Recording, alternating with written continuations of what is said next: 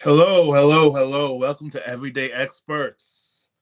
I am here today with the hardest working human being I know, a paragon of all things creative and entertaining and educational and whatnot. I think he's been in school for the last 50 years and he's not even 30 yet.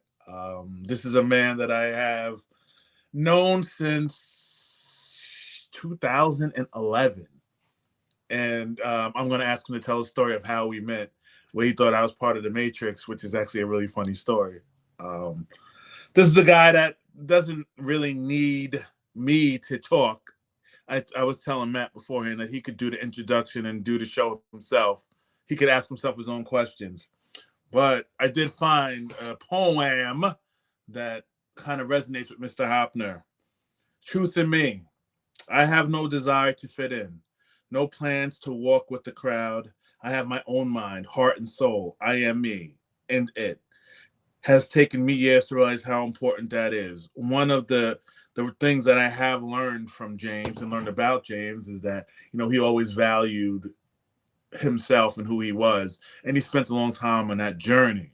So, without any ado, coming to the motherfucking stage, my man James A. Hoppner. What's up, brother? What's up, sir? How are you doing? Chilling like a villain, man. Chilling like Bob Dylan. You know how I get down. Trying to be like you when I grow up. I love it. I Yeah. love it. I love it. First off, Little overplayed on the intro, man. I don't know if I'm much older than 30 years old, but I you're still not feel. much older. You're a little bit older than Yeah, 30. man. 41, gonna be 42 this summer. You're a So baby. I'm pushing, but I still try. I still try to live as much as I can. 20 years ago. While still maintaining. You know, an absolute focus on the now, if that makes sense. For you, it does. Yeah. So, I'm pretty much 3 or 4 different places and periods of time all at the same time. oh boy. Uh, Mr. Nails, what's up, sir? So, my first question. I ask everybody if you could be a wolf, a werewolf, a vampire, a ghost, a zombie, a serial killer, or a witch, which would you be and why? So basically any type of generic character from a horror film. You can answer the question and then I'll let you expound on it. Okay. I just want to make sure I get it right because going down the list.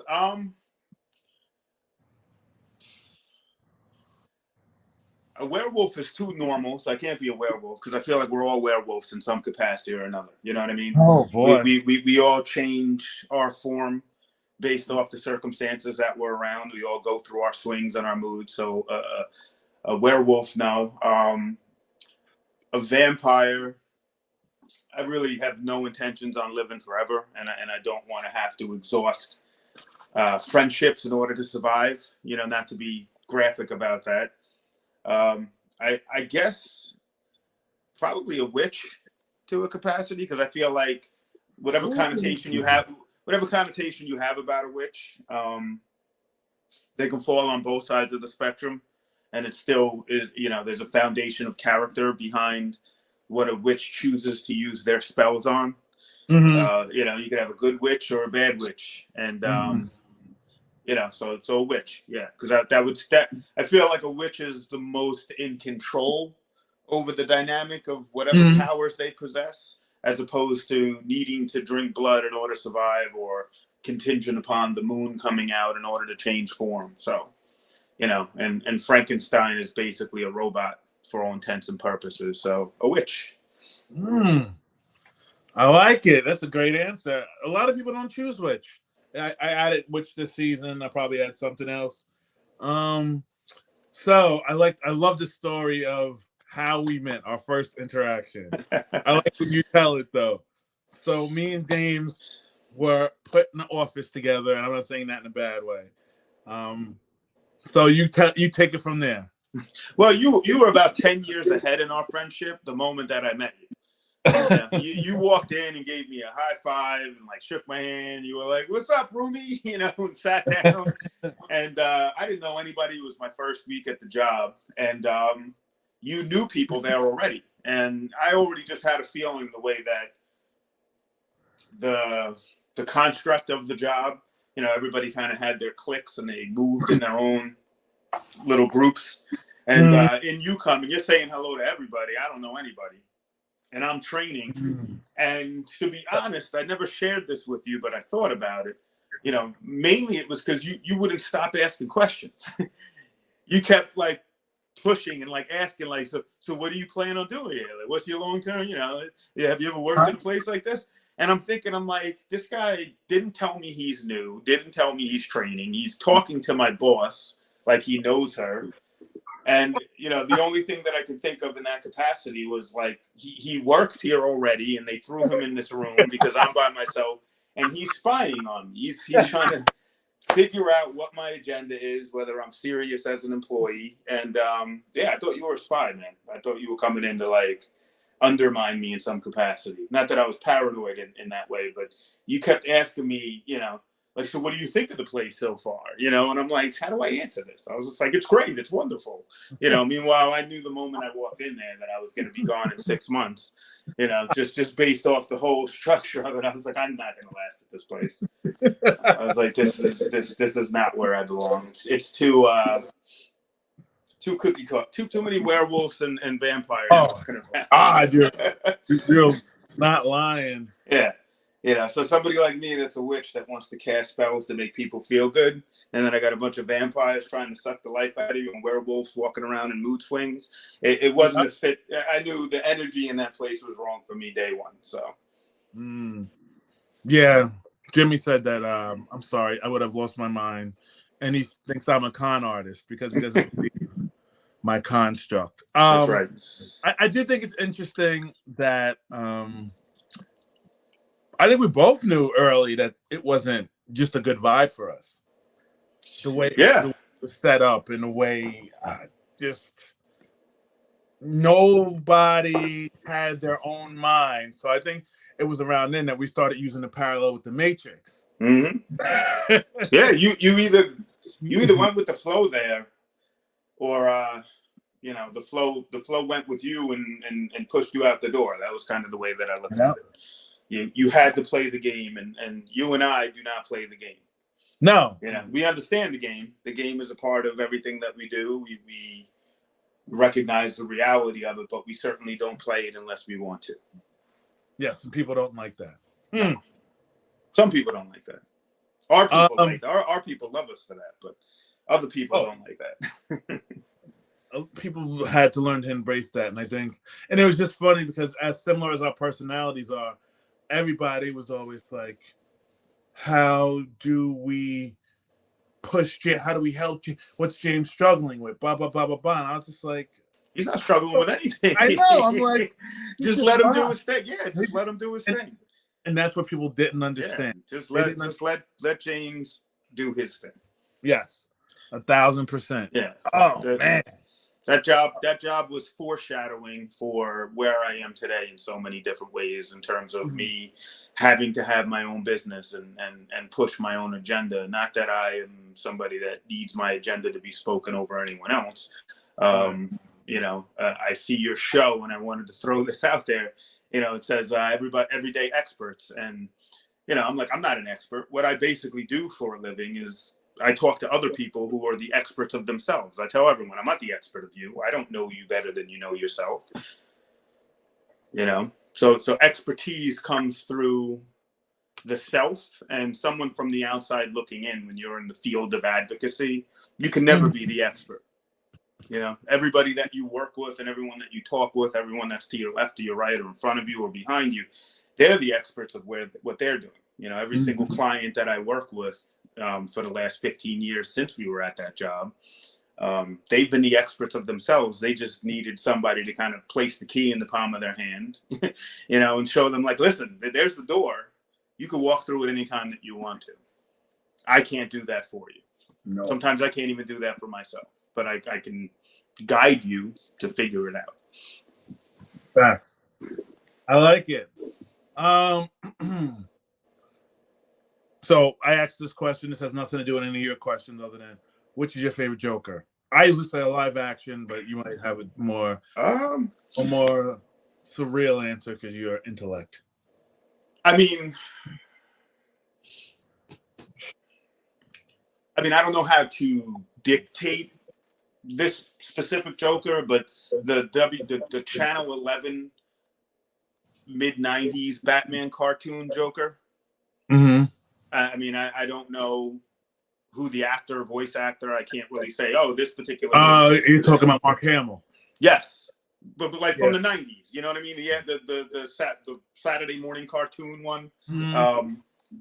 That was probably mainly because that got me into, like, I was the most impressionable as a nerd at that time with comic books. I have over 10,000 comic books in my closet. I got all the DC cards, and that was my introduction into Batman. In terms of like understanding that dynamic of what a real good and evil relationship looks like, and so I think Jack Nicholson as an actor was the best Joker as Mm-hmm. far as like portrayal, but I would say that my favorite Joker character in terms of like impressed upon me was definitely that mid '90s cartoon Joker. To me, that's classic. You know what I mean? I was a teenager, and it was like you rush home. I remember shoving the VHS tape in there and hitting record and timing it, and that was my Batman, my Joker. Everybody has their own. Some people it's Michael Keaton's Batman. Other people it's the '60s.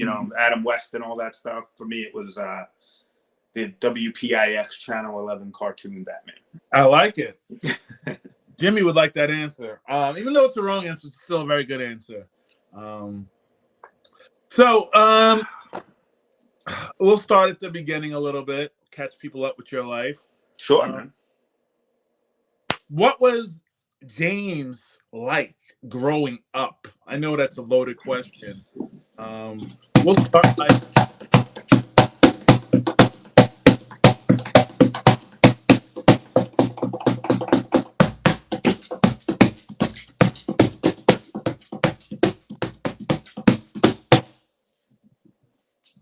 That was what I was like growing up. When did you figure out that you were... Somebody would ask me a question, and then I was over there tapping or staring out the window, pretending that, I was creating some artwork in my mind with the birds in the tree, Focused on everything else but what was in front of me that some adult was trying to get me to think about. Ooh, that's how you are now. Maybe. But now I'm the adult, right? Yes. And yes, I think you challenged the common thought, which is what we're supposed to do. A lot of therapists don't believe that, but I believe that. When did you figure out that you were kind of like had this creative mind that you could express? When I was about 6 or 7 years old, I used to get kicked out of class pretty much every day. Probably several periods in a row. Like I just could not stay in class. Yeah. And it was mainly out of boredom.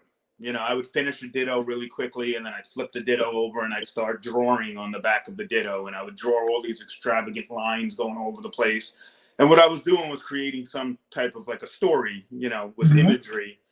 And the teacher would come over and say, you're doodling on your homework and this, that, and the other thing. And then I would talk back, and they'd say, back then when there was really no rules in school, they would sit you in the hallway by yourself, unsupervised. They would say, go out and sit in the hallway, and you can come in when the period is over.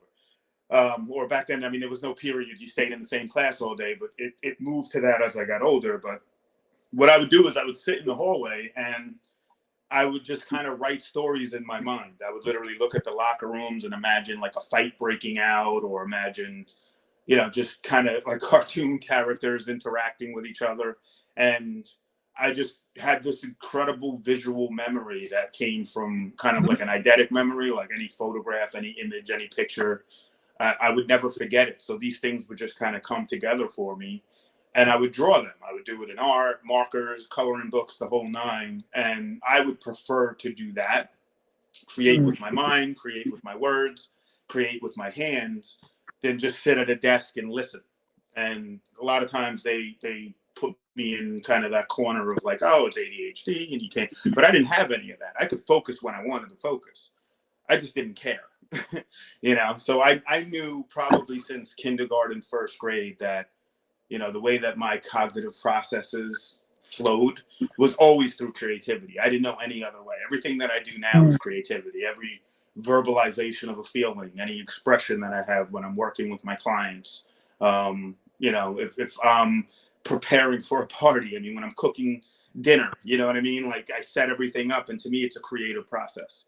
And I think that it's incorporated into every avenue of my life, and it's been that way since kindergarten. I mean, I can't remember a time where creativity. My mom would always say, when Jimmy is hyper or he's acting out, he goes, just give him a box of Legos and he'll be quiet for 6 hours.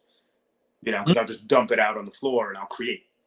And you'll come back, I'll have 7 or 8 different things built, and that still sticks with me. To me, creation is everything. That's true. So this is a double entendre. When did you realize that you were different than everybody, and when did you realize that you were different? So hold on, I'm gonna tell you the definition of different. Not the same as another. Unlike in nature or form or quality. So different as in not like the kids around you, and then different as in physically not looking like the people where you grew up. Yeah, I mean, I had an unfair advantage of understanding different at a very young age because it was forced on me whether I liked it or not. Mm-hmm. You know what I mean? I knew when I walked into a restaurant or a store and my Italian mother and my German father were there with a light-skinned black kid, and my parents were always open with me from the moment that I could comprehend, like detailed conversation. They told me, we chose you. You didn't grow in my belly, but we picked you, and we wanted you, and you're ours now. And, that was like 3, 4, 5 years old. So obviously I would be on the playground and kids would see my white mom and they were like, that's not your real mom. And, kids are the meanest, form of species of animal on the planet when they want to be. So they would kind of tell you what they saw, which was that you're different. You're not like me. You're not like us. That's my real dad. That's not your real dad. So I knew from the very get-go that I was different because I didn't really have a choice. It wasn't something that I was like, whoa, wait a minute, I'm not like anyone else. It was more like people telling me, whoa, wait a minute, you're not like anyone else. And I was like, yeah, I guess I'm not. So what does that mean? I don't know. So, your parents told you from the beginning. I actually worked with a forensic client who told me that he found that he was adopted when he was 11 or 12 years old, and his adoptive brother told him because he was mad at him. His parents weren't going to tell him.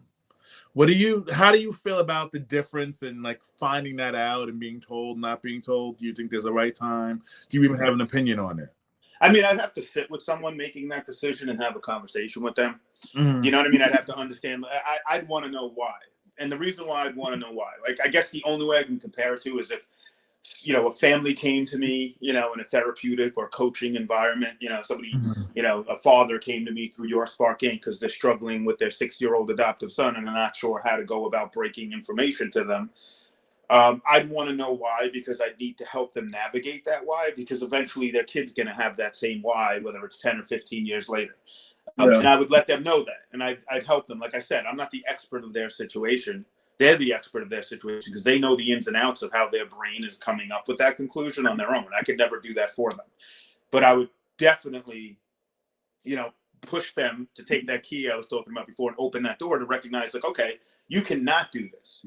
But let's go into the future. You know what I mean? Let's play. Let's flip from chapter 2 to chapter 9 and get a sneak peek real quick at chapter 9 of when your kid's 16 years old and kind of stumbles upon something in the bedroom when they're looking for a pen to write down a phone number or something, and they're like, what are these pieces of paper?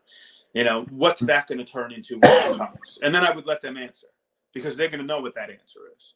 So obviously I'm kind of leading in a way to tell you I disagree with that. I think that you have to be transparent in those circumstances because it's eventually going to come back to you.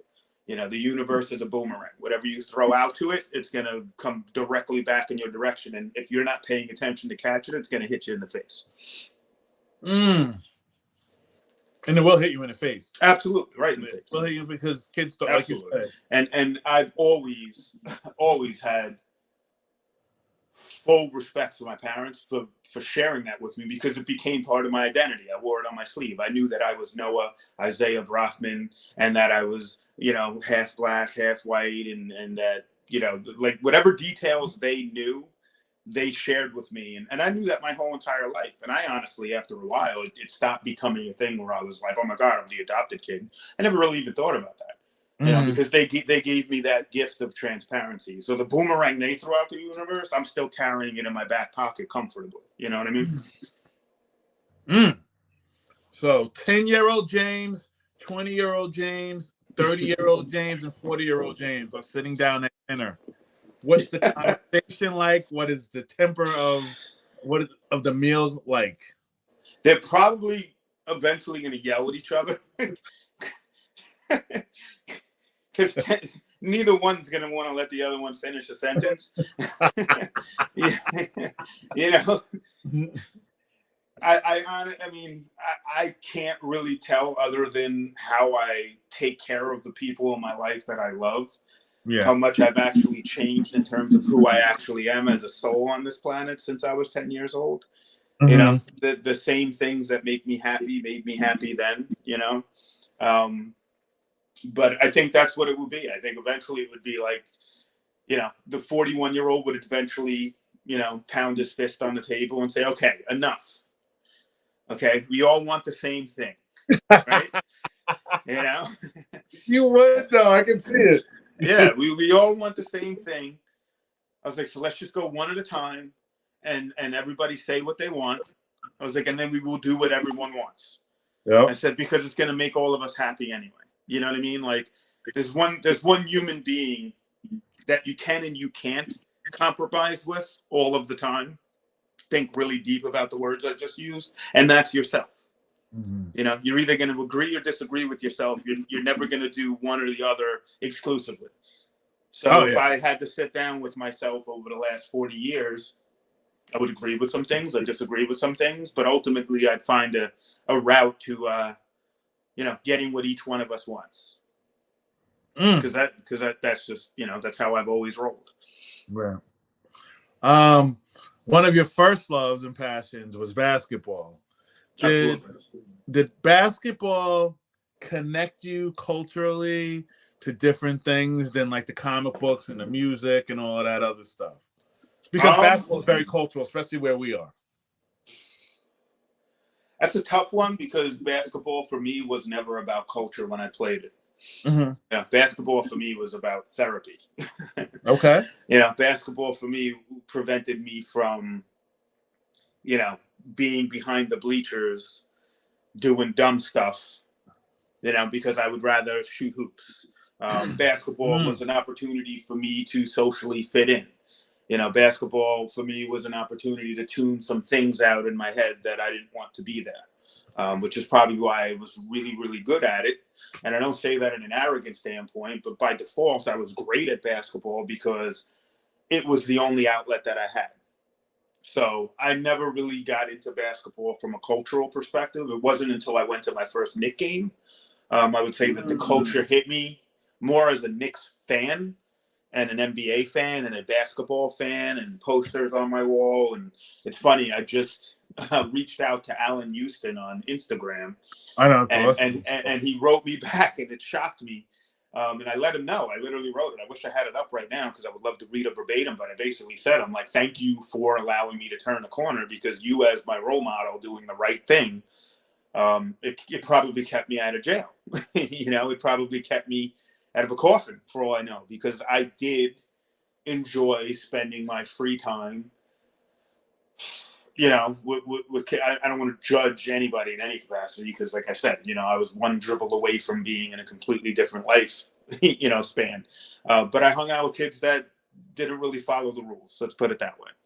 And I could have easily went one direction, but watching Alan Houston, you know what I mean, and watching Charlie Ward, and from that connectivity. So I think basketball was an outlet. It led me to become a fan of sports. It led me to hang out with certain people that had goals like college in mind, which wasn't something I ever saw for myself. If anybody knows me, when I was 14, the only thing that I thought I was going to be was a rapper. Like I'm going to be a rapper. I have my afro, and that was my thing. And basketball brought me to college. So the culture didn't bring me in, but I got culture out of it. So you said to Mr. Allen Houston, "You kept me out of prison, my friend. Got me into college. Yeah, The and poster of you on my wall led me to over." Sorry, What? I just wanted to shout out him, and he wrote me back like instantly. He said, "God bless my brother," and I was like, "Wow." Like screenshotted it. I was like, I'm saving this. Like my childhood hero, actually. A lot of times people say, like, be careful when you meet your heroes. I didn't meet Allen Houston, but he showed me who he is. So respect to him. Just in case he ever sees this, I want to make sure, his name is out there, that he wrote me back, and it was cool. That's awesome. That's a lot when the people that you reach out to, some people say you don't ever want to meet your idol because they'll usually let you down. Absolutely. And I must say, I don't have a idol per se, but I did see I saw Denzel and Julius Caesar. I'm a Denzel. Yes, sir. I'm a ride or die for Denzel. And hard not to be. Yeah, he's the man. And I saw him in Julius Caesar, and a lot of people, he got his training in Shakespeare. So to watch him do Shakespeare on Broadway, you're just like, listen, that black and white Macbeth film. Oh yeah, I didn't finish it yet, but all I know it was dope. Pretty off the wall, man. Absolutely. And I respect that. I respected meeting him, and and I got his autograph when I said hi and said hello, and that was it. It was just like, I remember I said thank you because nobody else was saying thank you. I was like, "Oh, can I please have your autograph?" And I said thank you, and he looked up for a second, and I was just like, it's little stuff like that people. Yeah, he's a big fan. It gets taken advantage of. He doesn't have to give you autographs. He doesn't have to do all that stuff. And he by design, and not that I know him, I don't have an inside track to how he lives his life, but self-disclosure on his part, he doesn't like doing all that stuff. Not that he doesn't like giving back to his fans, but he doesn't like any exposure that brings attention to him beyond whatever cause you know what I mean? He'd rather have representatives of a cause that he supports leading the way than him himself, because he looks at it as they are the people that should get the notoriety, not myself. And that's humble. If you could describe him in one word, it's humble. He never kind of looks at it as like, I'm Denzel Washington. It's more like let's talk about everybody else in the room before we talk about me. And he's like that. Respect. They were interviewing his son, who's a very good actor himself, and he was saying how good his dad was, and his dad's watching the video, and he was like, "Wow, my son said that." It was like shock. It was like it never occurred to like Jay-Z, and like it never occurs to them that they're just like that uber upper echelon. Yeah, and it's funny. A lot of them just like, "Oh, really?" Not rappers necessarily, but Listen, you ever want to see the truth in someone on a mountaintop? See how strong they stand on it when you give them a compliment. Yeah. Some people will be like, "Yeah, I know," and they'll get cocky and slip off of it. Other people will say, you're pretty good yourself," because they don't need to exert anything when they're already on that mountaintop. They're there. When you're okay with you, people can't. They can build you up, but they can't really knock you down, and you don't need to tell people that you're good. Absolutely. Like Denzel said, you never see a hearse behind a you never see oh my God, what is it? A U-Haul behind a hearse. That's what it is. So speaking of creating, which is one of your things, a good friend of mine, James Hoppner, said our biggest flaw is our inability to accept the reality of what it means to be a human being. You did your research, huh? Of course I did. I say that because is you being like a multifaceted creator, does you being human make you a bit more creative, or do you think you're naturally creative and that's your vessel? I don't think that it's up to me to decide that. Okay. I don't think that it's within my purview or my list of choices to say what me being a human being, gives me. I believe universally that whatever I'm given and whatever I'm able to do is for something that's beyond, this my physical presence, so to speak. I'm trying not to sound grandiose in my response, but that's just what I believe. For you. You know, that well, I don't want to sound, like or, metaphysically, we're of a higher power or anything along those lines, but yeah, like physically, yes, I can take responsibility for how I treat my lungs and how I treat my heart and how I treat my body and how I treat my teeth and how I treat my eyes and Mm-hmm. what I put into my system. But Uh-huh. as far as the motor, that moves me along day to day, Mm-hmm. that allows me to create, as you say, multifaceted, that has to come from somewhere else. You know what I mean? That has to come from, a different place, because I didn't create that creation. Mm-hmm. You know what I mean? I didn't create myself. I Mm-hmm. could see if I was a computer program and I was sitting alongside myself and I was able to wiggle with the wires and say, this is what James Hoppner is going to be, then I could take a little bit of credit being a human being and saying, well, look what I'm able to do. I Yeah. can write poetry and I could rap and I could play the drums and I have good taste in beer. I can swish a 3-pointer, I created that, but I didn't. So I'm not responsible for any of the whatever capacity I'm able to create as a human being. That's not on me, man. Mm. So what's it like for you to be able to create? Because there's some people that couldn't put together a rap song like you do, or couldn't put together poetry and couldn't draw and couldn't, play the drum. It What's could be creative like for you? it could be frustrating. Because I think every day I wake up and I have this, like, my inertia as the universe spins around me and tells me I should be doing this and I should be doing that and I could be doing this, I could be doing that. It can get very frustrating because I always feel like I'm not doing what I'm supposed to be doing. Mm-hmm. It's taken me, I think in the last couple of years was the first time in my entire life that I felt settled, meaning I kind of just Mm-hmm. embraced, I kind of embraced the reality Mm-hmm. of what my intent was in comparison to what my purpose was. and Mm-hmm. and I realized, like, for instance, I bumped into people, and those who know me know, my ability to spit bars and rap and write and do all that stuff, and they're like, how come you never released an album, man? Like, you were like the best rapper I've ever heard in my life, you never did anything with us, crazy. And I'm like, I literally this morning, taking a shower, I was telling myself, I'm like, I've been rapping for 15 years. Every client that I get on a phone session with, anyone that sits in my office, anytime that you hang out with me, I'm freestyling for you. You know what I mean? Mm-hmm. Because the whole reason why I love to rap is not because of my ability to do it, but it's the reaction I get.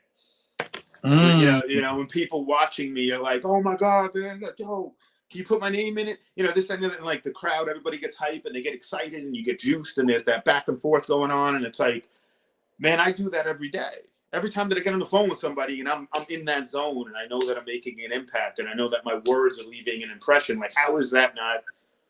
You know what I mean? How is that not the same thing as writing a poem that someone reads that they love? So I realized, I'm like, I don't need to release a hip hop album. you know, Mm-hmm. I can write my book. I can continue with Your Spark Inc. I can build my coaching business. I'm going to finish nursing school.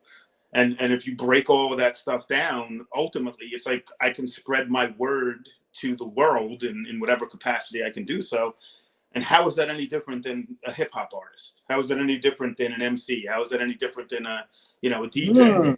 Mm-hmm. Somebody that expresses musically, their feelings and their thoughts, and they make connections and they move people. At the end of the day, my ability, my creativity is words. And whether I do it through music or I do it through my work, I'm going to use my words to change things. And that's the bottom line. So, Mm. So you also, I'm going to say recently, I know you've been writing poetry a long time, but you've been sharing it more recently. yeah. Um, with poetry, what does it present to you that's different than rap? Um, it's easier for me to do. Mm-hmm. I know that's a silly thing. Like when I'm writing a rap, hip hop song, and I listen to a beat, like I need to get a beat. I was like, and it's very exhausting. You know, I'll write 3 or 4 bars, and then I'll rap it back to myself, and it needs to be perfect. It needs to go through, and it's a process that, I mean, I've written hundreds of hip hop songs that haven't gone anywhere. Mm-hmm. Because then I need to take that hip hop song, and I need to record it for it to be purposeful. I can write a poem and just copy and paste it onto the internet, and it's done. Mm-hmm. Do you know what I'm saying? Like, it allows me to express myself lyrically without having the confines of having to, like, make a hip hop album for this track that I just, you know, wrote to be purposeful. You know, so it's like poetry is almost like my get out of jail free card for having never done anything in hip hop. You know, and not that I'm contradicting what I just said about, you know, me doing coaching is a form of expression lyrically, but if you're just sticking to specifics in music, yeah, you know, it's an outlet for me to still put something out there with my art without having to jump through the hoops of saying, you know, like, well, are you gonna find a beat for that? It's like, well, I don't need to. It's a poem. You know, I wrote 120 poems in a couple months. You know, as you know, for the book that I'm still working on, I could put that out yesterday. You know, but to record a hip hop album in that same fashion, you know, that may never happen. You know, I still have my daydreams when I'm going to sleep at night of, you know, getting a big enough house someday to where I could have a recording studio in the basement and just go down there and pump out my album for once. But, you know, I'd rather just write 3 poetry books and call it a day. You're not wrong. It's yeah. I also think it's, and I'm not saying this in a bad, it's a more mature art form as you get older. Yes. I can connect to more. Well, you as a poet as well. We can connect to a larger body of individuals through poetry than I can. You know, there's a lot of people that, you know, I work with professionally as a coach, and, you know, hip hop doesn't enter into the equation ever. But at some point or another, I've read one of my poems to one of my clients and made an impact with that. Do you get what I mean? Like, if we're talking about someone, if they're grieving, they have loss, I'll say, oh my God, you know, I have a poem. I've had some clients that I couldn't open up. You know, they were kind of just hiding behind themselves in the therapeutic process. And all it took was me reading one of my poems to them, which is sort of self-disclosing something deep about myself. And they're like, oh my God, hold on, and I'll be right back. You know, and I hear papers ruffling, and they're, you know, like, this is a poem I wrote too. And then instantly it's like, now, you know, now we're into something. And you can't do that with a hip hop album for everybody, but you can with poetry. Very true. Have you leveled up as you've gotten older? Do you think you're more creative, less creative, the same as when you were younger? Probably more. No, it's not that hard. It's a thought-provoking question, because I'm trying to remember exactly how I utilized my creativity when I was younger in comparison to how I utilize it now. And I would say probably now I'm more creative, because I'm able to do more without having to ask the universe for permission, I guess. You know what I mean? Like, when you're young, there's an element of fear.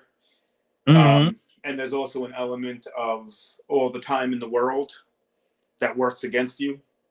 And then as you get older, not that I operate like, you know, today's, you know, live like there's no tomorrow, but there is that element of kind of, you know, fearlessness of just saying, you know, like, I have all this free time on my hands. When I do have it, I'm going to utilize it to create something. And that's what I've done with Your Spark Inc. You know, Your Spark Inc. is, for me, it's a form of creativity. The poetry book that I'm putting together, that I've been working with you on, you know, that's a form of creativity. I still, you know, will, you know, play the drums, you know, that's a form. So, I mean, there's always, you know, an element of creativity that comes into play, that when I was younger, you know, your priorities were more about, you know, where's everyone going tonight? You know, now, you know, plus accessibility, you know, I can lay down on the couch while, you know, my wife is watching a show that I might not be entirely interested in, pull up my phone and just start typing a poem away. Oh, we got to take a moment to shout out my little bratty sister, Marissa Hoppner. I know you're there somewhere listening or not listening or whatever, or you better listen to playback. Hey, girl, I love you. to my darling niece Maya Nicole. How you doing, girl? You know I love you. The best story with Marissa that I always tell. Um, Me and James, we were really close in the office. Like we talked and stuff like that, and we just kind of hung out one time. And I remember you were going through something, and Marissa was like, "Just take him and go, get the fuck Yeah, out. she just wanted to just get out of the house. Just take his ass and be. Just take She him and was fucking go." she was so happy. Yeah, no, I mean that was around the time that yeah, I think that was around the time my little brother passed away, and I was really hard on her in that time. I put a lot of pressure on her, and you know, everybody has as much as you want to be supportive. You know, I was very needy at that point in time, and you kind of came along, and it was like an opportunity for me to get out of the house, and Yes. you know, well needed, but absolutely. You're working on a book. Does it have a theme? Is it just kind of like, because I know my first book was all over the place. Does it have a theme? Does it have like a direction? Yeah. Is it kind of just? Well, I mean, my quote: "The only thing in life you truly control is how you react. You know, is your reaction." So I would say that, and this came after the fact. You know, I had a name for the book, and then I thought about it over the last couple of weeks, and I said to myself, it's more about human beings and our flawed presence in the world, and how we constantly think that we control our reactions to, like, we can control everything, and we can't. It's just an illusion. So I would say the theme is reactions, just how we emotionally and mentally react to everything that happens around us. And you know, through my eyes, obviously, you know, it's a very self-driven book. Probably one of the most selfish creative processes that I've gone through, because it's all about me. You know, I mean, it's every single poem is legitimately driven by my experiences, my thoughts, my feelings, you know, my background, my pain, my happiness.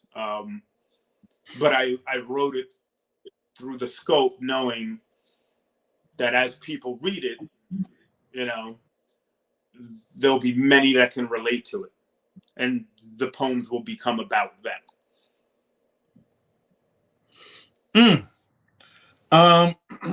So just to we'll go back to the rappers real quick. Top 5 rappers. Top 5 rappers. Okay. Your top 5 favorite rappers. Redman. Yes. Let's get ready to rumble. In this corner, we got the funk body snatcher. Yeah, man. Yes. So then I got hard enough that I could hold the whole. Yeah. Time for some action. Redman. Yes. DMX. Interesting.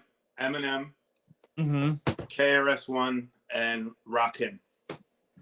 I can see Rakim. I could definitely see KRS-One being, and mainly because of what their albums, like Rakim's 18th Letter and the Master albums, listen to them ad nauseum for months straight. KRS-One's self-titled album, which you know, how many MCs must get this? I know that's a Black Moon album, but KRS-One had a play off of, you know, MCs act like they don't know, and those quotes in the 90s. I mean, I would walk around, and to be honest, you know, I had some issues with connectivity socially in terms of like finding my place and who to hang out with. So I would spend a lot of time. If anybody knew me growing up, they would see me walking, and I still do walk like miles upon miles with my headphones on, just listening to music. You know, my friends' parents would pull over and be like, "Yeah, you want to ride?" Like thinking I'm like walking home. It's like pouring rain out, and I'm just vibing with KRS-One's self-titled album. Redman, Muddy Waters, What the Album. Yeah, you know what I'm saying? I was in college. I lived on that album. Yeah, like those albums. And then, I mean, Eminem got me. Eminem is the only MC, and I'm putting this out to the universe, that I know for a fact could sit in a cipher with me, and we would just go back and forth for hours and tirelessly just wear each other out lyrically. And I don't mean that as a diss to any other rapper, but I just, his creative process and the way that I rap and the way that I come up with stuff, freestyle wise. Yeah. Obviously, I'm not saying I'm, KRS-One or Redman or Rakim or anything like that, but I'm saying lyrically in terms of sitting in a freestyle session where you're just kind of like not even battle rapping, just ciphering. Yeah, that's I've actually had. I'm sounding real fanboy right now, but I've had dreams, like legitimate, vivid, lucid dreams of like meeting Eminem and like get freestyle and like having my chance to spit for him, and and I got a mouth full of marbles, bro. Yeah. And I wake up pissed off because I'm like, oh my god, that was my dream. It was like I'm dreaming, you know. Where I'm like hospital, and he's just like, come on, man. It's like this is my chance, and I couldn't do it, but. Those are the 5 MCs, and plus the way that they've handled their careers and handled themselves, like DMX, how humble he's been and how recognized, he recognizes his own flaws, and Rakim the guy literally is a legitimate top 10 all-time MC legend, and he just keeps to himself. Redman, most unassuming, humble dude you're ever going to see in hip-hop. The way they handled themselves, they weren't bigger than the game. And I got a problem with a lot of MCs that like put out one hit and they just floss and flex like they're on some universal level.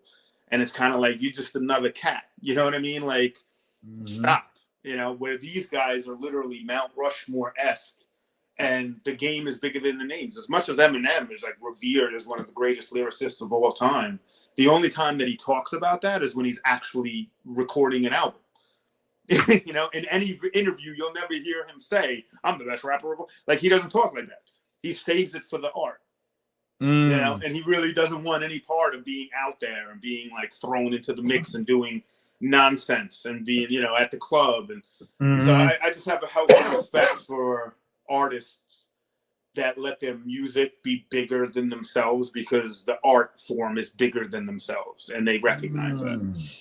So that's my top 5. I like it. Another thing about Eminem that I heard him say is that he's gotten better as a rapper. He's somebody that I was listening to him and Crooked Eye or King Crooked, whatever he calls himself now. They were having a discussion about how they break down bars and how they look and they'll dissect each bar and every line and he'll look at it. And, that's kind of how you write. And that's why I feel like you feel more constricted with rapping. Yeah, listen, when I used to write, I would write to Redman and Rakim and K, where it was like I was comparing myself to them.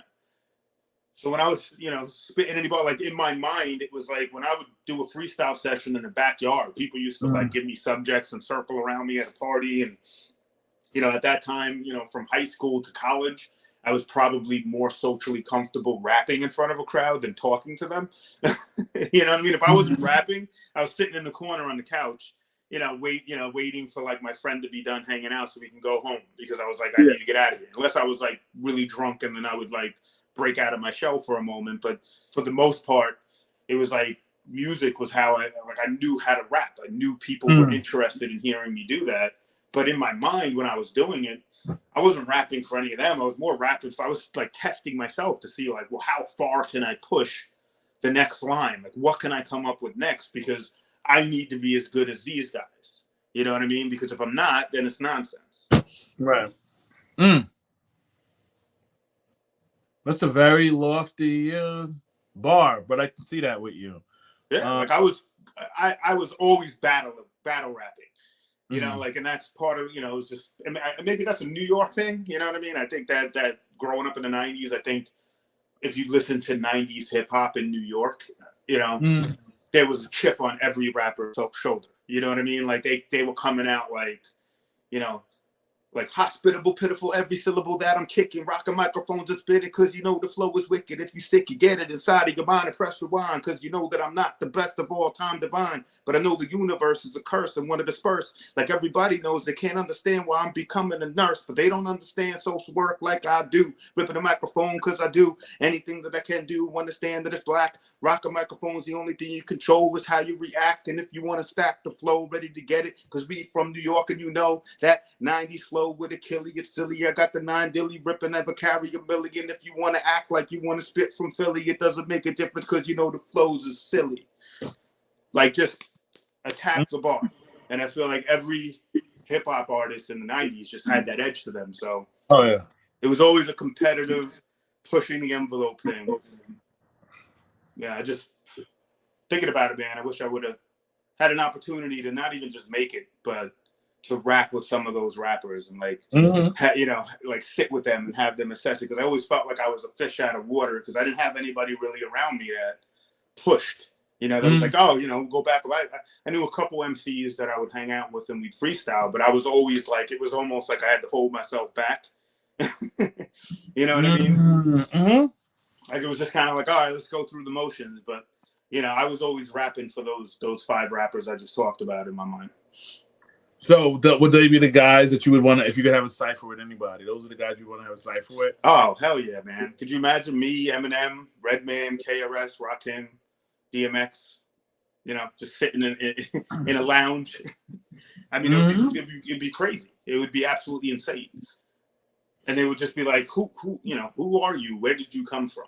Right. Like, how where have you been hiding for the last 20 years? And I'd be like, I haven't been, man. It's just been rapping in a different way to help other people, and maintaining positivity. If you had to, because you've been creating your whole life, if you could only pick one of your creative outlets, and that was going to be your profession as an entertainer, which one would it be? I mean, it would have to be hip hop because that's the only thing that I know that I would be good enough at to proclaim as being worth entertainment. Like I could write poetry, but that's a subset of my hip hop. I love basketball, but I'm not good enough for that. I can draw. I'm artistic in that capacity, but not anywhere near anybody would want to buy my artwork.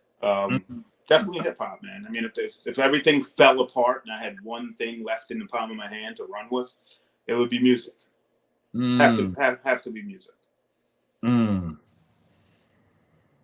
So we're gonna go into kind of what you do, your passion as a professional. But it was interesting.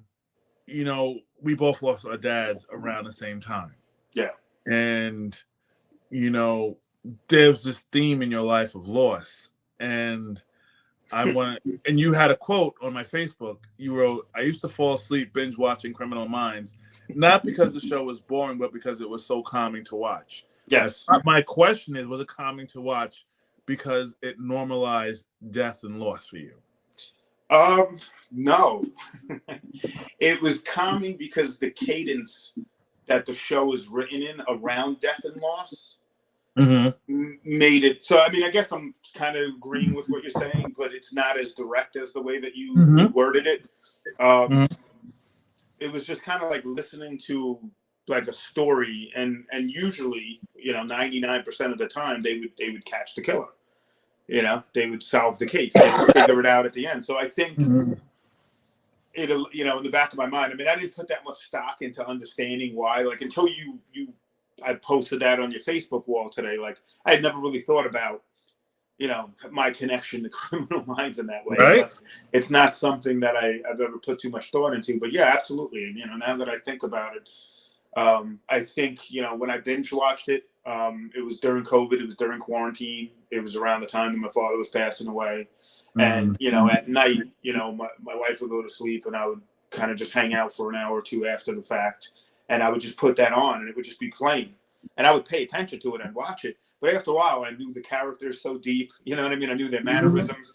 I could close my eyes and just know what was happening on the screen. So I would just kind of listen and it would put me to sleep. And I think that it was everything that they did in the midst of crisis as a team. And metaphorically, if you looked at this, or not even, or in contrast to the world in real life, like their whole thing was solution-focused thinking around tragedy and death and horrible events. Their whole MO is how do we fix this? They would say, you know what I mean? They would profile, what the trauma was, what the problem was, and then they would go out and they'd fix it. And every single one of them in their own way was an expert at how they could fix it. And they would maximize that potential. So I think I would just listen to these stories and I would say, this is one of the greatest written shows about problem-solving trauma that's ever been written, because every single episode is centered around horrible trauma, either for the workers themselves, or the BAU, or for the individuals that are out in the community that just lost a loved one to a heinous murder. They solve problems, period. You know what I mean? They put their heads together and are like, I'm going to solve this. And I think the world could use more of that kind of thought process, because I think right now, especially since COVID began and everybody had to kind of face themselves in quarantine and like look at themselves in the mirror for the first time in their lives, and they didn't like what they saw, and the world seems like it's falling apart, which it's not. I'll get into that in a second, but I think everybody gets addicted to problem focused thinking, where they're just like, well, this is the problem. Everything is terrible. Everything is horrible. This is what's wrong. And it's like, well, let's talk about how to fix that, but nobody wants to ever really go there. You'll see water cooler talk at a job, right? And they'll spend hours talking about how everything is terrible, but you'll never hear someone go, well, this is how we can make it better. And I felt Criminal Minds was written with that philosophy and psychological dynamic of solution-focused thinking, as well as anything has ever been written. So, are you more Shamar? Are you more? I know what you're gonna say. Are you more Spencer, or are you more Hoppner before he went crazy? Did Hoppner go crazy, or did he find in real life? The guy. In real life. Okay, yes. No, you are correct. The actor. I don't want to get into all that, but yes, the actor definitely, had some issues. But I don't know. I don't think I'm like. I think I'm more like maybe Rossi. I can see. Yeah, I think I'm more Rossi. Oh man. But not even. I honestly, 100% though. That's just more recency bias.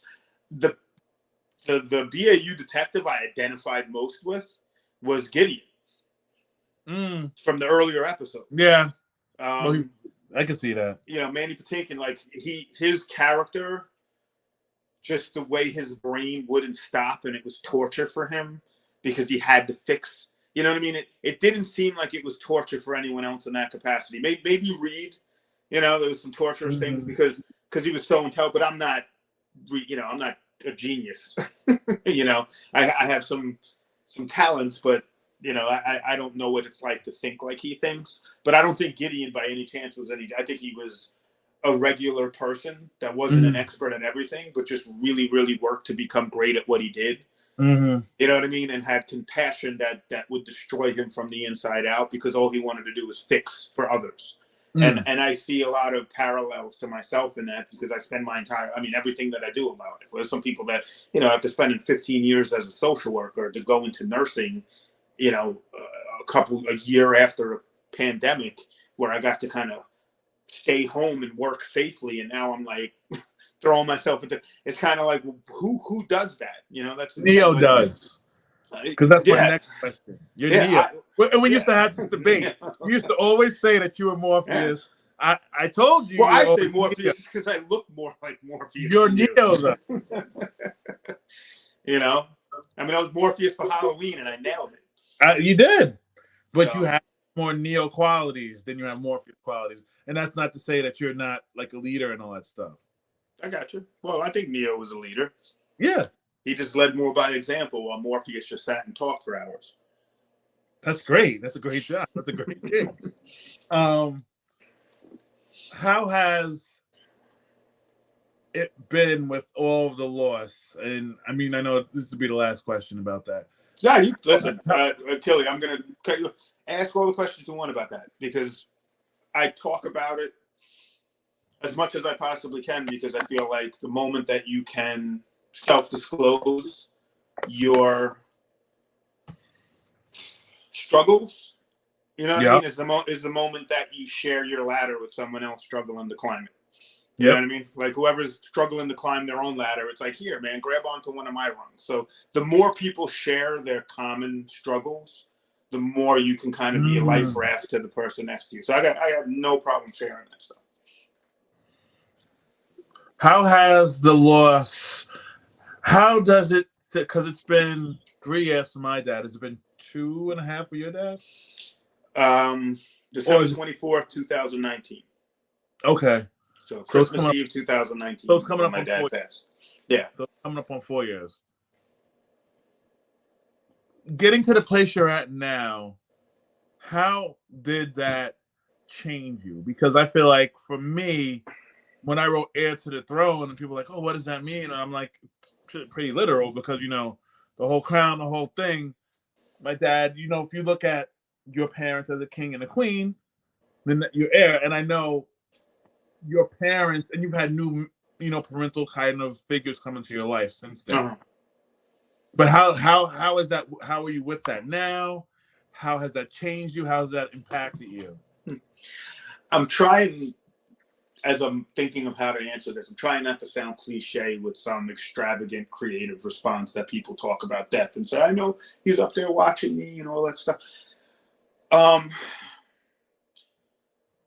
My father, Wayne Hoppner, hasn't left me, and I don't mean that in the standpoint of like I carry him with me and I'm not saying that with a voice on like anybody that thinks or talks like that I'm making fun of. I need you to know that I'm not saying like he's always with me as like teasing someone that talks like that. That's not what I mean. I'm saying it more like in descriptive of how those are sort of like the common responses people say, my father is always. What I mean is like I don't know, and it's not denial. But I don't believe he died. You know what I mean? I believe that death is arbitrary in a way, and it's up to the beholder of the person who survives the person that's gone to decide how that person continues to live or not. And I firmly believe that my father is alive and well. He's just not physically breathing. So periodically I miss his physical form. For instance, my father was in the Air Force, and Top Gun was like a regular movie in my household growing up. So when that music would come on, he'd be watching it in the living room, and I'd go running in and sit and watch it with him. We grew up traveling all around the country, going to air shows and things of that nature. He would take us over to MacArthur and park and watch the airplanes take off. I mean, aeronautics was a staple in my household. And I went and saw the new Top Gun movie with my wife, and I sat down and chatted. As soon as the credits rolled in the beginning and the music comes in, just like it was like somebody had a bucket waiting to go behind my head and just dumped tears all over and my wife looked at me. She was like, "What's the matter?" She goes, "Oh, she realized immediately, like you're thinking about you," and it just hit me because I wish I could have been in there with him, that he could have seen that movie. Yeah. So it was almost like I felt bad for him, but it wasn't like I missed him in that capacity, because I was like, he's there every day. And I don't mean there in the standpoint of like I carry him with me every single day. What I mean is he's just there. He's everywhere. He's in every movie that I watch. He's in every conversation that I have. He's in every decision that I make.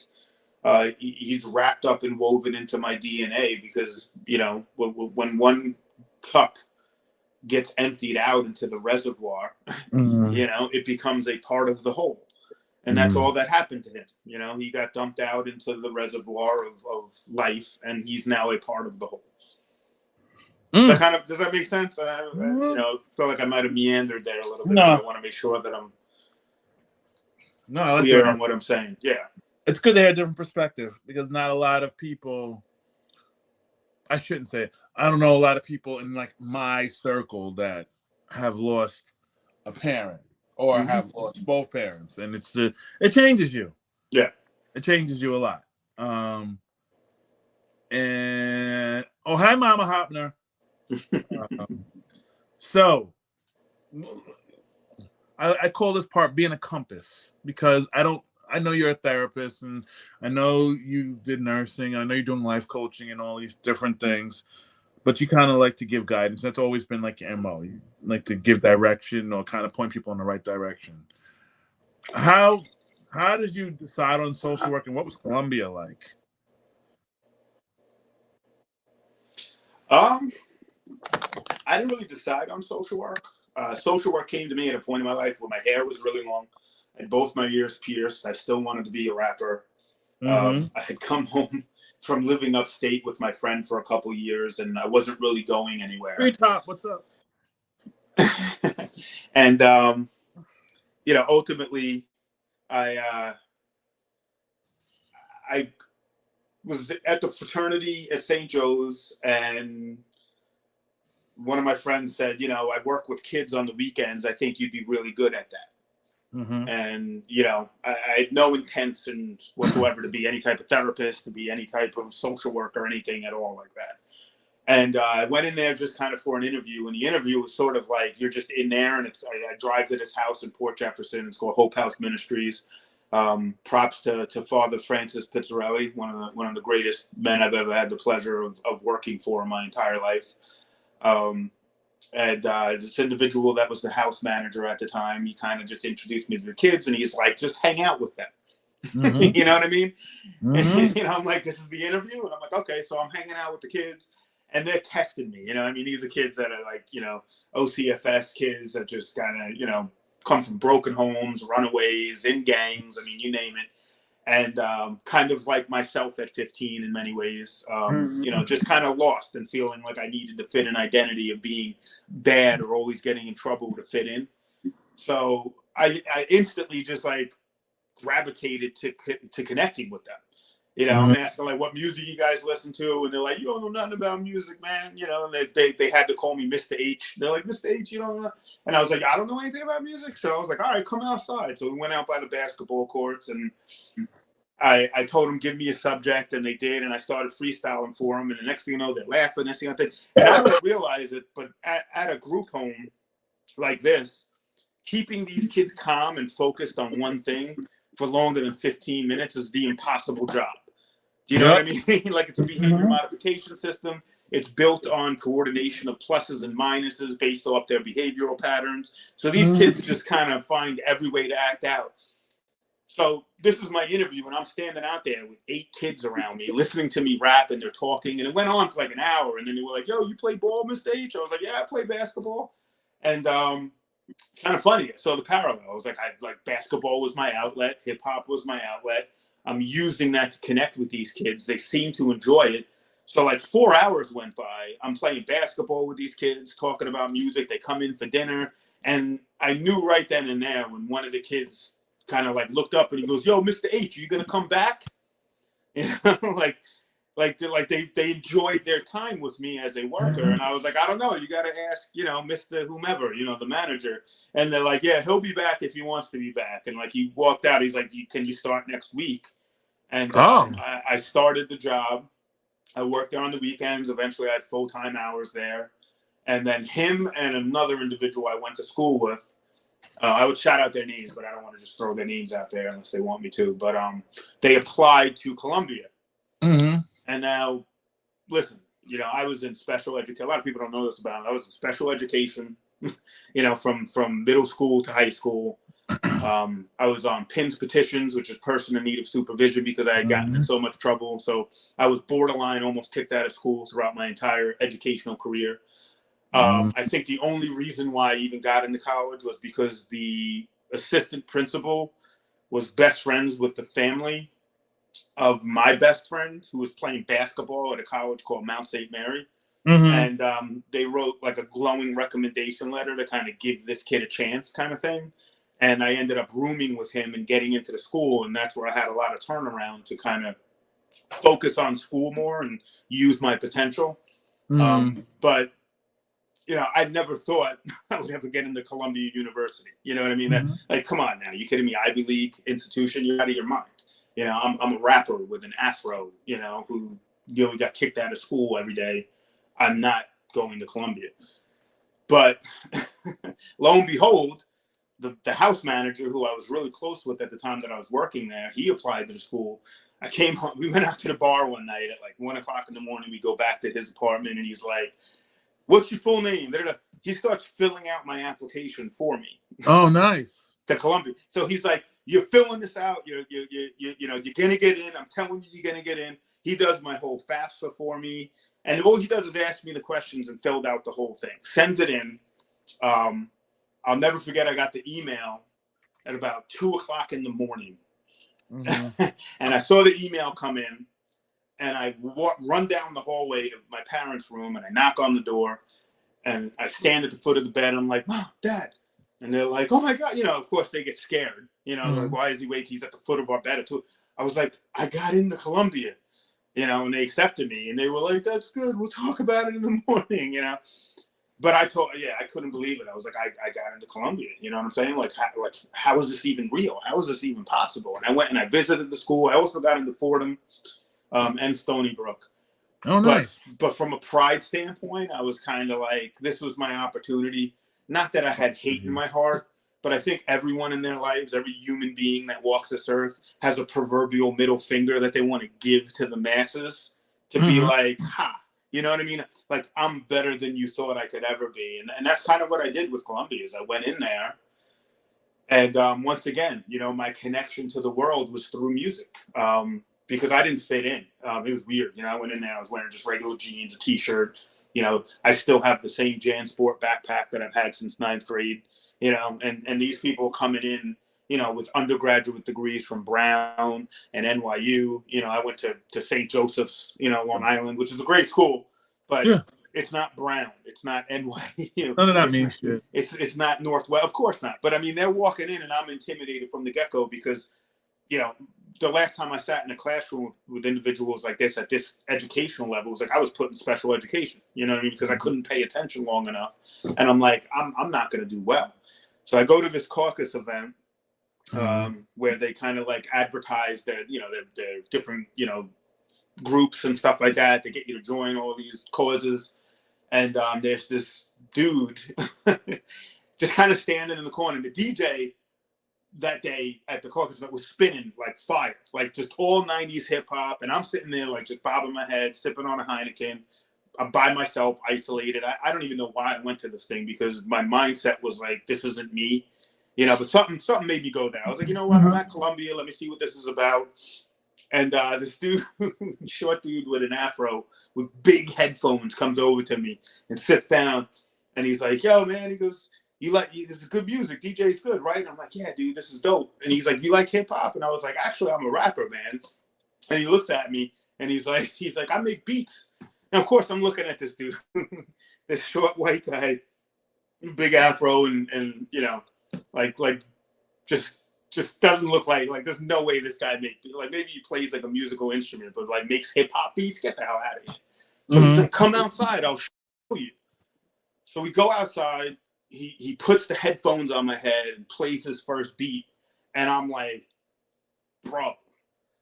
So I'm like, oh my God. I was like, dude, I gotta rap right now. So I just start freestyling on this back little patio section with like 7 or 8 different people there listening, bobbing their head. And he's like, yeah, man. He goes, you ever record anything? He's like, you can come over and record this and another thing. And I was like, dude, I would love to. I was like, how much? I'm thinking like, I'll buy your beats. And he's like, nah, for free, man. I was like, I don't know this dude. I was like, this guy's basically like, I'm like, bro, you could sell these for like $500 a piece, man. You're out of your mind. You're going to just let me record over for nothing? And lo and behold, that's, my friend Amir, who Amir, was in my wedding party. I consider him, yeah, man, Treetop, I consider him family to me. And it's just funny, like the direction of connectivity in life through getting in so much trouble, not believing in myself, which pushed me to have a direct connection with kids that didn't believe in themselves to where I could start my social work career, making an impact on them, which allowed me to meet somebody that pushed me to go into Columbia, which landed me in the presence of one of my best friends in the world who makes some of the most beautiful beats I've ever heard in my life. To make that connection, because he was a lot more social than I was. So the next thing you know, I'm being invited in every weekend and meeting new people. And, I have a friend, Jimmy, that DJs that lives in California that I love. And it's like, I met all these people and had all these experiences that I never would have had. And I would have never met you. I wouldn't be sitting here today if not for that chain, of events. Because if not for being a social worker, I would not have met you in your spy form, at my first social work job, you know? So, Love it. so that's what Columbia did for me, man. It was more than an education for me. Cultural competency standpoint. I mean, I'll never forget sitting there in the auditorium on the first day, and they're like, they told people to like raise their hand, like, where are my New Yorkers at? And people were clapping, and they're like, where's my people from Africa at? It was like 50 people. Where's my people from China? And I looked around and I was like, wow, I'm in the big leagues now. You know what I mean? Like I'm sitting in a classroom or a graduating student body with the world. And I was like, this is immense. And, that was Columbia for me. It was a game changer, more than just educational. It was an experience that everything that I have now, in terms of my life, in terms of my wife, my daughter, stems from bobbing my head and having this short dude with an afro with the sickest beats I've ever heard tap me on the shoulder and basically say, hey man, you want to hang out? I was like, sure. I love it. The universe is a funny thing, man. It speaks to you, So how did we get to nursing, life coaching, kind of mush it all together? So, and is this the end of the circle or beginning of the circle? So I'll answer that twofold because I have an answer for the circle, and an answer for the question. My sister, from my biological mother's side, I had found my biological mother almost a decade ago. And, obviously everything is rocky when you find somebody that gave birth to you, 37 years, somewhat years later. But my sister and I have a very close relationship. And, we were just talking about like how I can take things to the next level. And she's a nurse practitioner. And, I kind of get tired as a social worker. Like I'm very limited, it's kind of repetitive. I can only do one thing. I'm a one-trick pony. Even though the one trick that I can do changes 50 different dynamics in a person's life, I can't talk about their physical health. You know what I mean? I'm like technically not allowed to do that. I can't give legitimate advice on psychotropic medication, and I see a lot of people that are overly reliant, and this isn't poo-pooing on anybody that suffers from any type of clinical depression or severe PTSD. Medication can be helpful in that capacity, but I'm mindful to always push every single person that works with me to also do the work. You can pop all the pills you want, but if every time that you feel anxiety coming on, you just pop the pill, but you don't actually try to desensitize yourself to move through that obstacle, you're just going to be doing that for the rest of your life and nothing's ever going to change. So I kind of felt boxed in. So nursing isn't really about nursing. Nursing is sort of a path to get to a stage where I can then be a psychiatric nurse practitioner. So that I can not just treat the mind, but I can start treating the whole body. And if I'm able to do that, I can eventually open my own practice. I can get certified, in certain health constructs, and I can start to really do what I believe in from a holistic standpoint as a psych NP or even a medical NP. I'm not sure yet. I haven't even done my clinicals as a nurse yet. I want to see really how I feel in a reactionary standpoint to when I'm working hands-on with individuals. I may want to step fully away from the mental health capacity altogether. I mean, you use mental health in everything that you do, no matter what. So even if I'm working with somebody that has, a gastrointestinal disorder and I'm helping them out in an emergency room, there's an aspect of mental health that's always going to be there, but at least I can treat the whole person instead of just their thoughts and their fears. And that's kind of what it is. It's not a changing or a beginning and the end of the wheel, the circle. It's a continuation of what I'm already doing and building on top of that. I'm taking the foundation I already have and I'm adding, a dormer and an extra room in the upstairs so I can do more. I like it. That's good for you. I see that being your jam. Yeah, man. I mean, it has to be my jam. I always need a jam, Achilles. I know you do. That's what I love about it. Yeah. You are perpetually in motion. Yes, sir. Never stops. My brain doesn't work like that to the extent that yours does. And I But get frustrated at people like you sometimes because I wish for a moment I could feel what it's like to be in you for a day, so I could take a break, mm, from the constant needing to do. It never shuts mm, off. It's the gift and the curse, like I said, Gideon and Reed from Criminal Minds, right? it was interesting. I found out, I didn't realize this watching the show, that Matthew Gray Gubler played Reed autistic. And it surprised me because he never struck me as autistic till I went back and watched, with that mindset that I was Yeah. like, oh, I can see that, which is cool. No, absolutely, absolutely. He's brilliant. I mean, in Oh, yeah, real life, he's almost as brilliant as he is in the show. I mean, he I he believe it. wrote he wrote and directed half the last 4 seasons. I mean, while acting, you know, while working on several other projects. That's why he had to step away because he was like, I want to kind of do my own thing for once. Yeah. But it's hard because, you turn down something that you're great at to do something that you want to be great at. Like my new direction is I want to kind of I'm doing a private practice stuff, but I also want to do like autism counseling consulting because they don't have enough of that. Nope, they They don't. have ABAs up the butt, and I'm not knocking ABA, and I'm not knocking any of that, but they No, don't but have that's counseling for people that are on the spectrum. that's redirective. Yeah. You know what I mean? That teaches skills, sure, but Mm-hmm. not. But very, very rarely does it teach coping skills. Yes. It'll teach physical skills. It'll teach functionality, but not mental Mm. health coping. So winding down, time to ask some questions about Marissa because I like father. I plead the fifth, man. My good friend James Hoppner said self-awareness is now and always has been the focal point of true actualization. What has becoming a father done for your self-awareness and self-actualization? And what has becoming a husband done for that? You can answer Um, either order you like.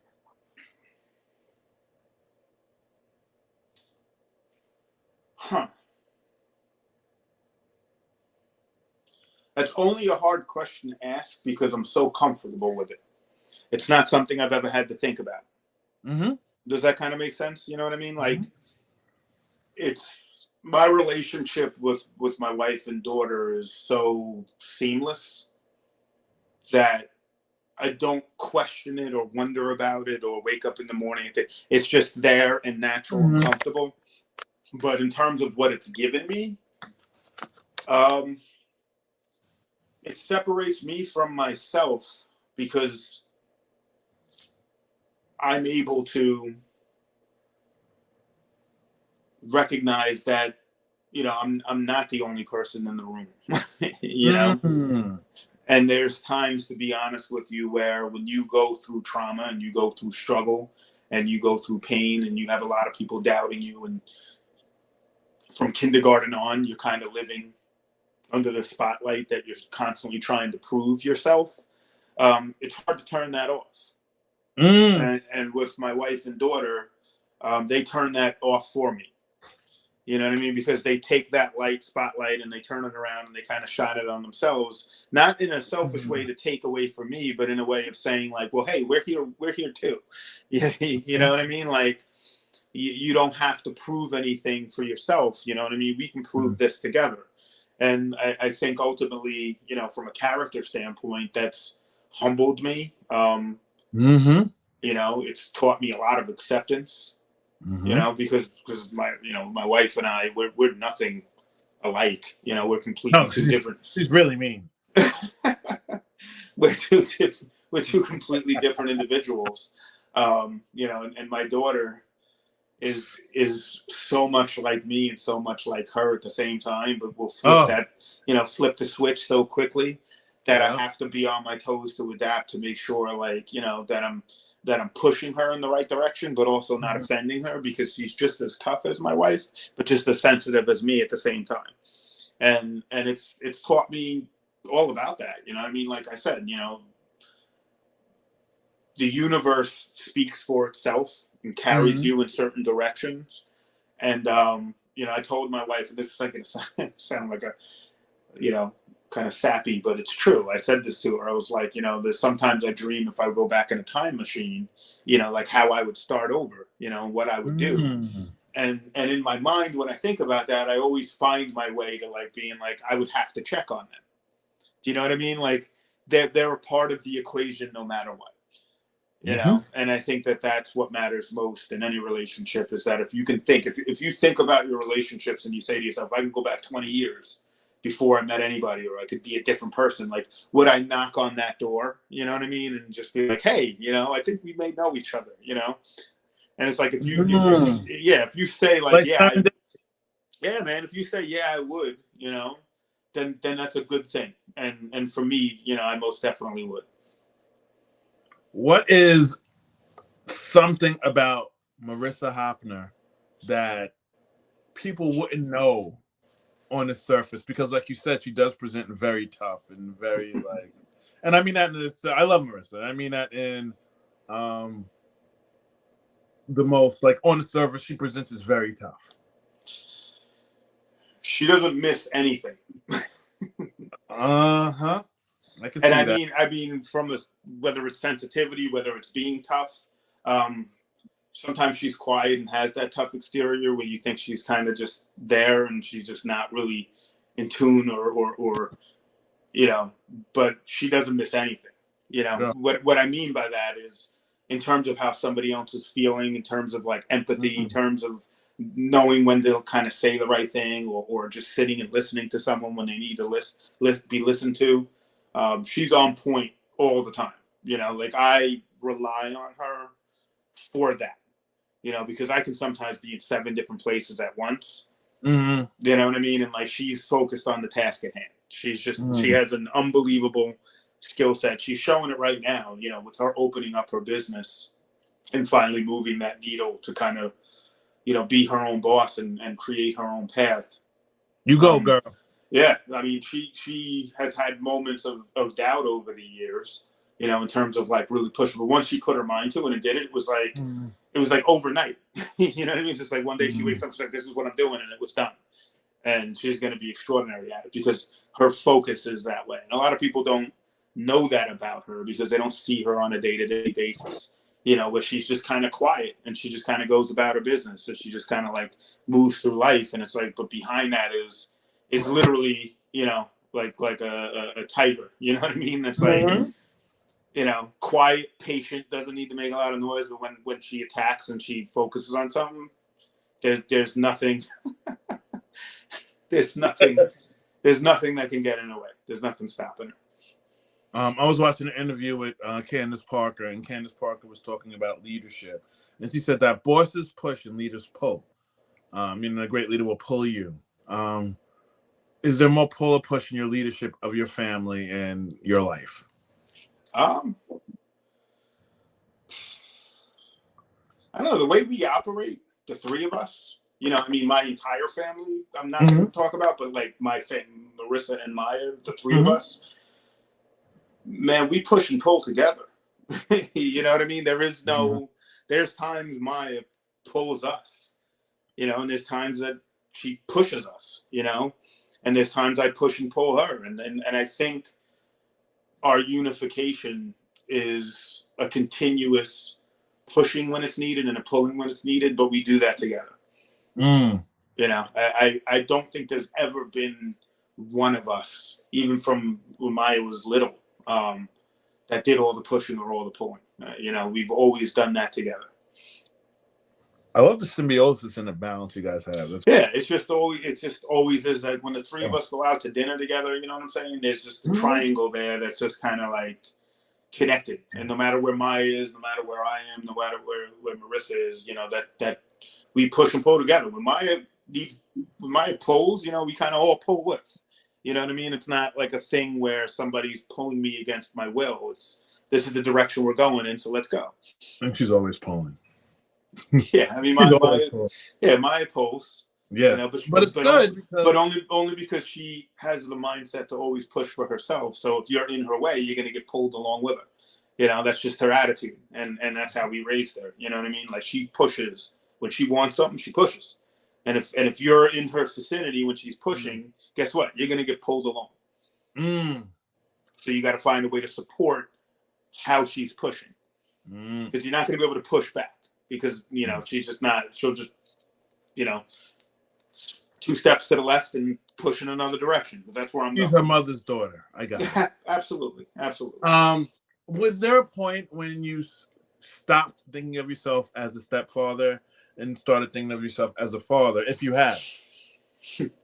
It's funny. I said this conversation to one of my clients that was having like a tough time with his daughter, and just in terms of like connectivity and like wondering if she actually likes him. She's like, she constantly calls her mother. She never calls me, but when she wants something, that's when she calls me. Like that kind of thing.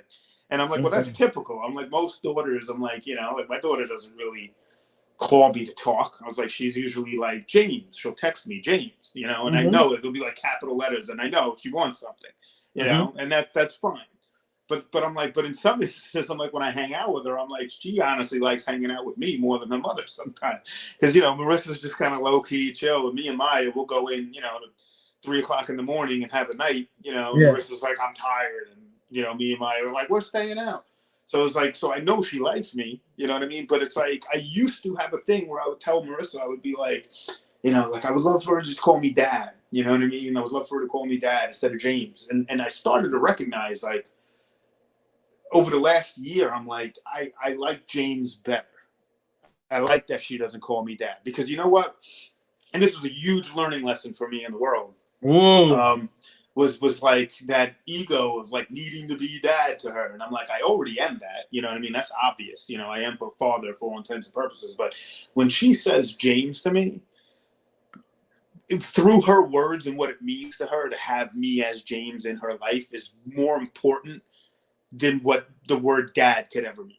Do you know what I mean? Like, she created that meaning behind calling me James. Like when she says, hi, James, or James, or she's in her room and yells, James, this thing broke, and I come in, it's just kind of like, that's my version of dad. Like, I don't need her to call me that. When she introduces me to her friends, she'll say, like, this is my dad, and that's cool. That feels good.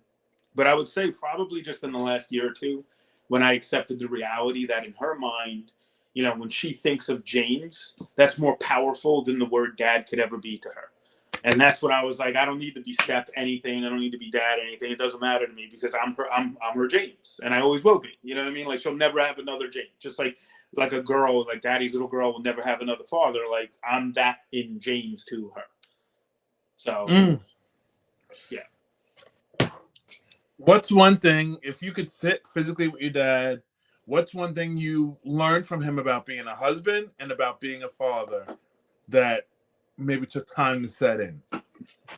Oddly enough, I know we're running out of time, but I want to break this down. No, appropriately. Live your life.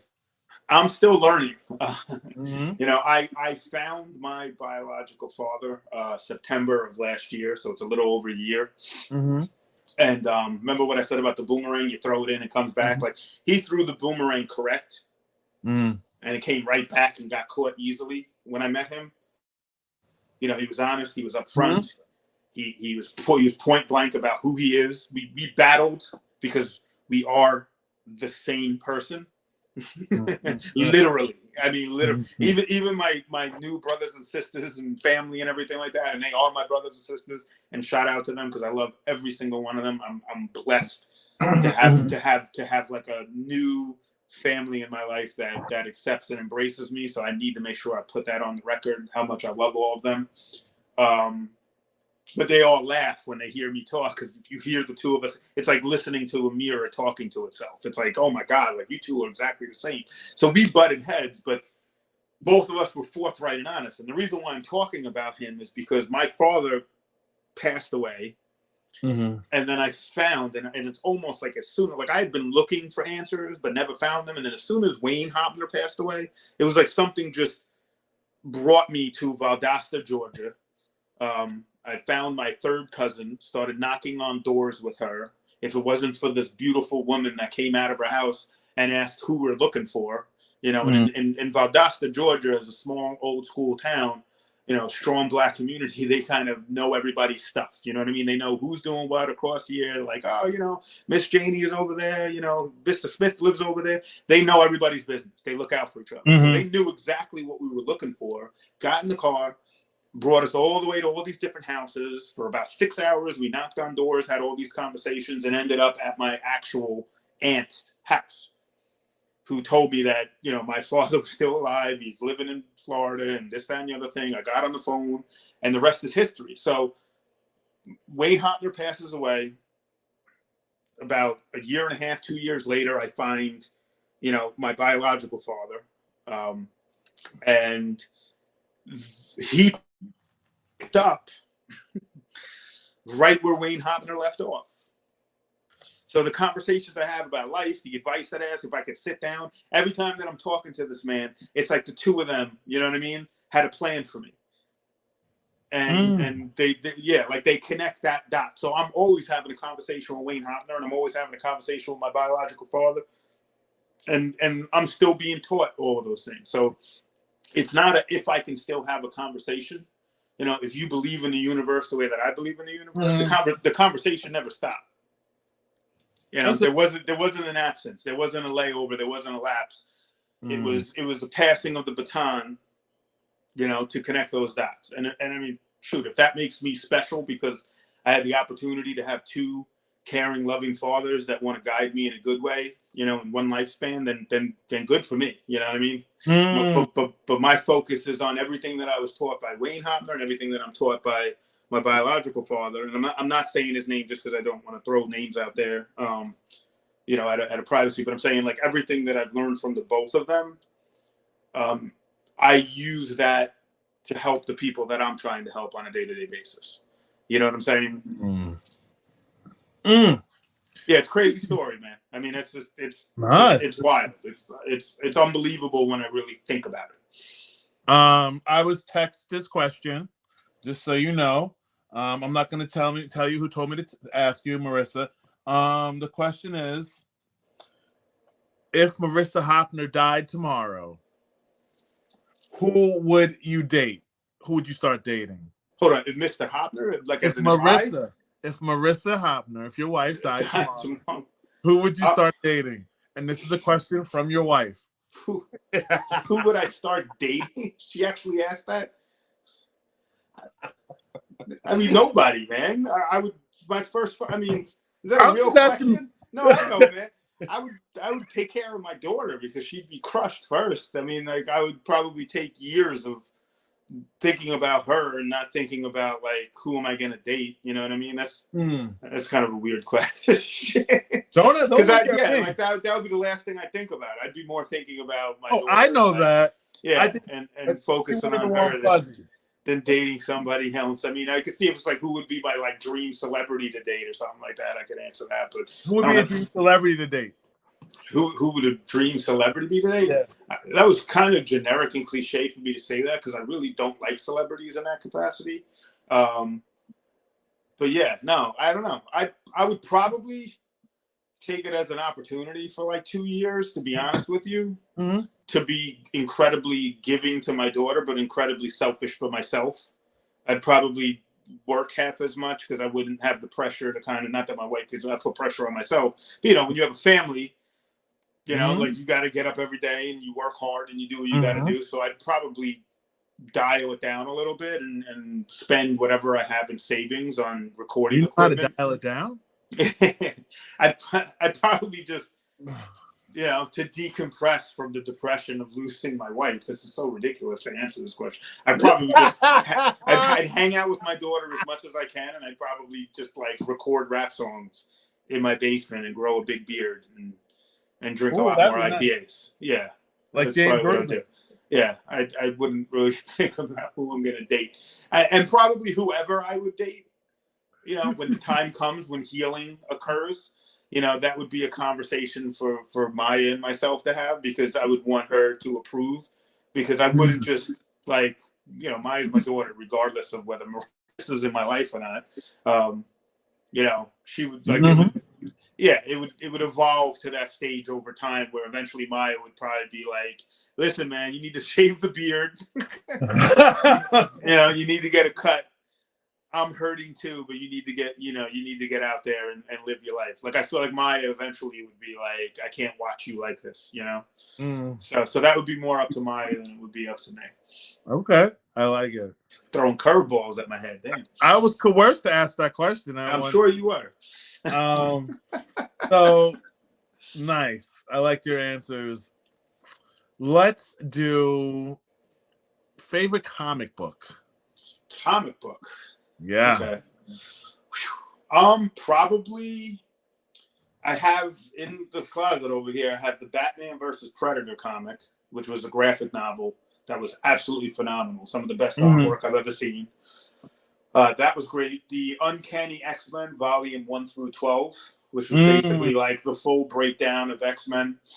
I have all 12 of them, and the Superman, Death of Superman series that was like 6 or 7 comics, and they had the black front one with the Superman thing on the flat, his cape in black and white. I have that entire set as well, and yeah, I mean those are definitely. And then the X-Men Apocalypse series was phenomenal. So I mean, as good as the movie. I'm just kidding. Yeah, let's not bring up the movie, man. That was hot. Oh, all right. Favorite movie. My favorite movie. Fear and Loathing in Las Vegas. No, Not that I want to be polar, Johnny Depp or whatever. You know what I mean? Like everybody's got their feelings about what happened with him, but I love that movie because I read the book, and not that I live in a drug-infested frenzy, like Hunter S. Thompson, but I've read a lot of his books, and his Gonzo approach and the way that he illustrates things and breaks down philosophies about the world, and he sees the beauty within how everything is broken, and he believes what I believe, that human beings are the most flawed species of animal on the face of the planet. Like 12 monkeys in a cage have it more together than 12 human beings in a cage do. If you put 12 human beings in a cage and gave them a bottle of liquor, I tell everybody this story, but I'm going to say it now. If you gave 12 humans a bottle of liquor and a gun in a cage, there'd be problems within like 3 days. If you gave liquor and a gun to 12 monkeys in a cage, the monkeys would shoot the gun, get scared of it, throw it away. They take one sip of the liquor, realize it's poison, smash it on a rock, and they go about their business, and they live their life, and they'd be fine. We don't have the ability to do that, and I felt Hunter S. Thompson depicted that. And the fact that they made a film, and Terry Gilliam, one of my favorite directors, they orchestrated it in such a way that was so vivid and perfectly, done. I just love it, man. I used to watch that on repeat all of the time because to me it was like poetry, emotion. I know it's like anybody that's watched the movie and thinks that it's just about drugs and silliness and imagery of dudes acting a fool in Las Vegas didn't get the point of what Hunter S. Thompson was trying to say. It was kind of basically saying like, this is how flawed we are as a species, and that's okay. You know what I mean? Like we are all a mess. This is how I'm a mess. This is how I portray myself as a mess. And I think people are so afraid, especially now. I mean, we're terrified of our own messes. We're terrified of our imperfections. We're terrified of our aging. We're terrified of our weight. We're terrified of our habits.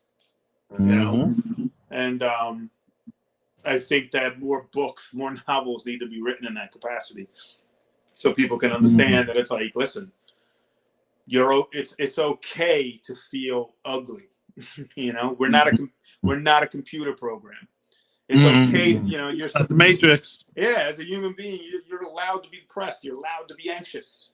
I people do this all the time. Yeah, like one of the biggest issues, and I don't mean issues like I have a problem with it. Issues, I mean direct as the definition of the word issue is described. One of the biggest issues that I have with my clients is convincing them not to have an anxiety attack because they're scared to have an anxiety attack. Anxiety begets anxiety. Yeah, like it's just like, I can't go to the thing because I'm going to have a panic attack. And I'm like, well, that's why you're going to have one, because you're scared to have one. And I get it, because I've had panic attacks myself. I've had debilitate after my father passed away and I was going through it. I had horrible panic attacks. And I got through it by like giving it a name, and I would just be like, okay, Charlie, I know what's gonna happen now. You're gonna make my heart rate go up. The room's gonna spin. Da, da, da. And I would just talk to it, and I would talk it away, and it would just eventually will go away, and I would just move through it because I was like I'm allowed to feel this way, right? Like my dad just died. I have a little brother who died. I have a best friend that died. Like all this loss, all this change, family dynamics and structures of stress and all that stuff. I work in a very tough field of work, where it's just every day I'm being challenged mentally to help other people, where it's hard to do that sometimes. And like, I'm going to have down days. I'm going to have up days. Yep. But ultimately at the end of the day, I'm well aware of my flaws, and I'm okay with them. Like, my flaws are on my sleeve now. I used to bury them under my bed and not let anyone look. Now I just put it on my sleeve and walk around with it and say, hey, look at this. This is my flaw. Do you want to read them? And people look over, oh, I have some of those too. I said, I know you do. We all do. That's what we are. So, last question. If you could be any superhero, supervillain, who would you be and why? Any superhero or supervillain, who would I be and why? Good Lord, man. Right?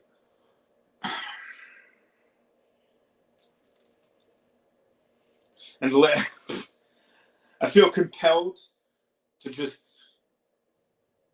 answer, but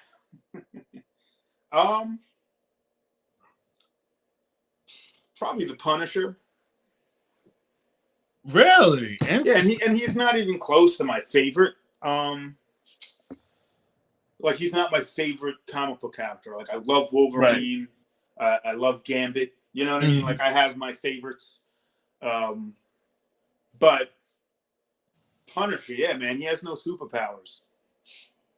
And he's just a broken man that understands that he's flawed and understands that he's scarred and understands that he has pain.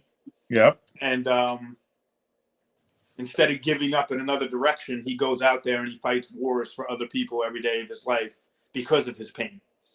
And I think that there's nothing more admirable in the human condition than somebody that has every reason in their life to sit home and feel sorry for themselves. Right. But instead they go out there and they create, not that I want to murder people to create justice. That's not my MO in life, but metaphorically speaking, in terms of what he represents, is the essence of what I believe that I embody as a human in this universe. As a soul floating around planet Earth, I have a lot of pain. I have a lot of struggle. I've been through a lot of stuff. You know what I mean? I briefly shared some of that today, but I mean, since birth, I was born into, I was given up. I was found. I was given up again. I was found. There's a lot of breakdown, in terms of the pain and the struggle that I went through. And it doesn't make me better than anybody else. It's not like I'm trading scar stories and saying I have it worse than you. I've had some rough stuff. I've had a lot of loss.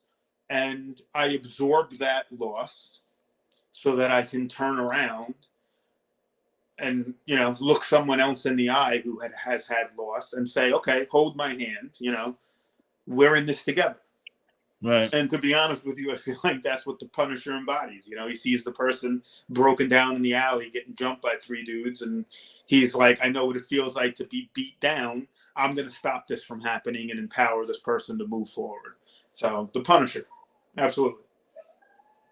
Mr. Hoppner, you have proven yourself to be an everyday expert, sir. Thank you for coming on this show. I am not an everyday expert. Yes, you are. Everyone else is the expert. I'm just along for the ride, my friend. That's what you say. The universe will never correct itself for your convenience, and the world will never wait for you to figure it out. That's true. I know. I got it from your Facebook. Yeah. Mr. Hoppner, thank you for coming on. And as I say, Joker out. You take care, my brother. I'll be talking to you. Have a good night, everyone.